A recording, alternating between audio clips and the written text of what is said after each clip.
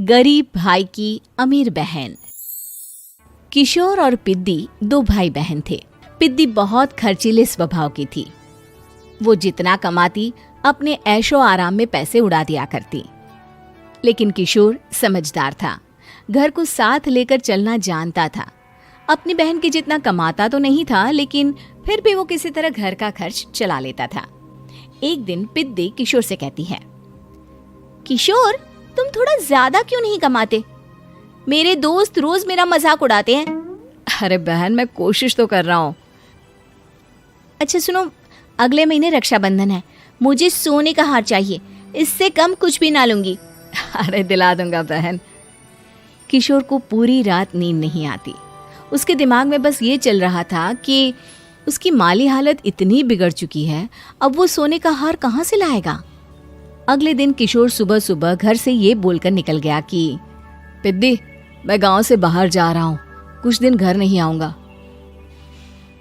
किशोर ने अपने काम के साथ साथ फेरी में कपड़े बेचने भी शुरू कर दिए, जिससे वो ज्यादा से ज्यादा पैसे कमा सके। रात में वो एक बिल्डिंग की चौकीदारी भी करने लगा।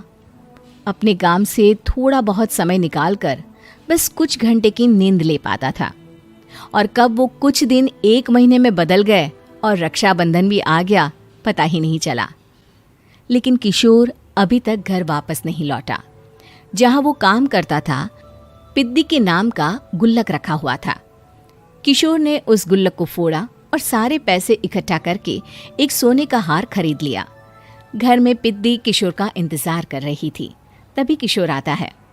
कहाँ चले गए थे? 4 दिन का कहा था और 1 महीने से पता नहीं कहाँ गायब हो गए थे। मैंने बस एक हार मांगा था और तुमने तो घर ही छोड़ दिया। अरे मुझे थोड़ा काम मिल गया था। कुछ नहीं, सब समझती हूँ, बहाने थे तुम्हारे।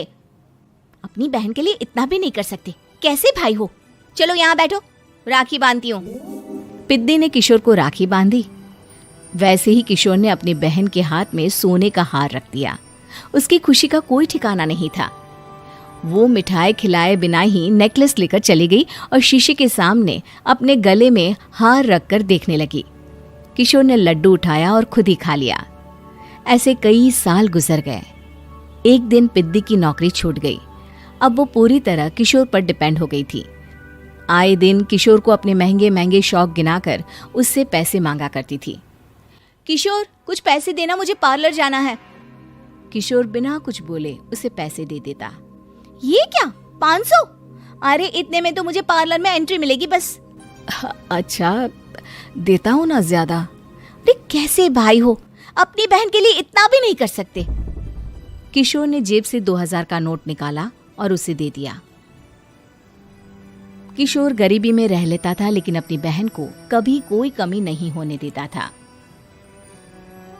बेटा, पिद्दी तुम्हारी बहन है, उसे कभी किसी चीज की कमी मत होने देना और उसका ध्यान रखना, क्योंकि भाई का फर्ज होता है अपनी बहन का ध्यान रखना।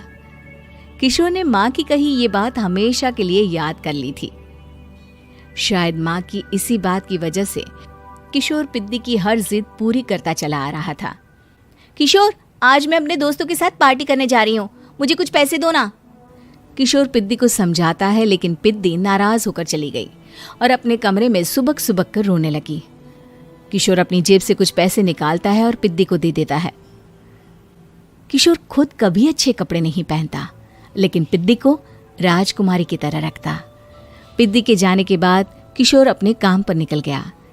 एक तरफ पिद्दी अपने दोस्तों के साथ मस्ती कर रही थी, तो वहीं दूसरी तरफ किशोर पैसे कमाने के लिए कड़ी मेहनत कर रहा था।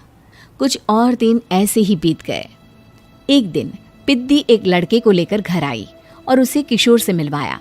किशोर, मुझे इस लड़के से शादी करनी है, लेकिन इनके मम्मी पापा बोल रहे हैं कि उनको दहेज में एक कार चाहिए, तभी वो मेरा और पंकज का रिश्ता कबूल करेंगे। लेकिन बहन, कार खरीदना कोई सब्जी खरीदने के बराबर तो नहीं है। अरे कैसे भाई हो तुम, अपनी बहन के लिए इतना नहीं कर सकते? देखो, मैं ज्यादा इंतजार नहीं कर सकती, तुम्हें 1 साल में मेरे लिए कार खरीदनी ही होगी।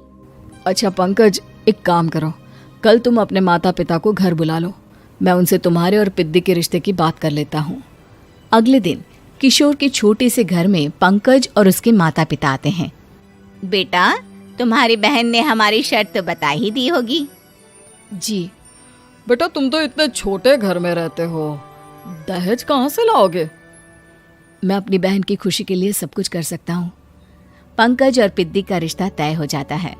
किशोर अब अपनी क्षमता से 4 गुना ज्यादा काम करने लगता है। सुबह सबके घरों में न्यूज़पेपर फेंकता, दिन में मजदूरी करता और रात में चौकीदारी करता। खूब मेहनत करके किशोर ने अपनी बहन की शादी के लिए पैसे जुटा लिए। उसने अपनी बहन के लिए कार खरीद ली। जब वो पिद्दी के ससुराल वालों से मिलने गया तो उन्होंने किशोर से और पैसों की मांग की। इस बार किशोर हार चुका था। पिद्दी माफ करना, मैं तुम्हारी शादी उस लड़के से नहीं कर सकता। वो लालची लोग हैं, उन्हें सिर्फ पैसों से मतलब है। देखो किशोर, मैं पंकज से ही शादी करूंगी। क्योंकि पिद्दी ने तो किशोर की बात न मानने की जैसे कसम खा रखी थी। किशोर ने पंकज को घर बुलाया। पंकज, तुम अपने माता पिता को समझाते क्यों नहीं हो? भैया, वो हमारी शादी के लिए मान गए, मेरे लिए तो यही बहुत बड़ी बात है।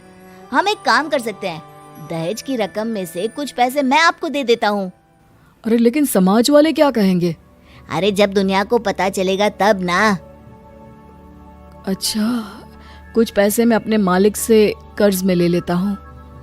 कुछ पैसे पंकज देता है, कुछ वो कर्जा लेता है और अपनी उम्र भर की कमाई वो अपनी बहन की शादी में लगा देता है। आखिर में पंकज और पिद्दी की शादी हो जाती है। पिद्दी की विदाई के बाद किशोर बिल्कुल अकेला पड़ जाता है। अब उसका कमाने में भी मन नहीं लगता। उधारी वाले रोज घर में आकर बैठ जाते हैं। अरे किशोर, अब तो पिद्दी की शादी को 5 साल हो गए, अब तो हमारा पैसा लौटा दो। चाचा, पिद्दी के जाने के बाद किसी भी काम में मन नहीं लगता। अरे तो हमारा पैसा कैसे वापस मिलेगा? जी, कुछ करता हूँ मैं।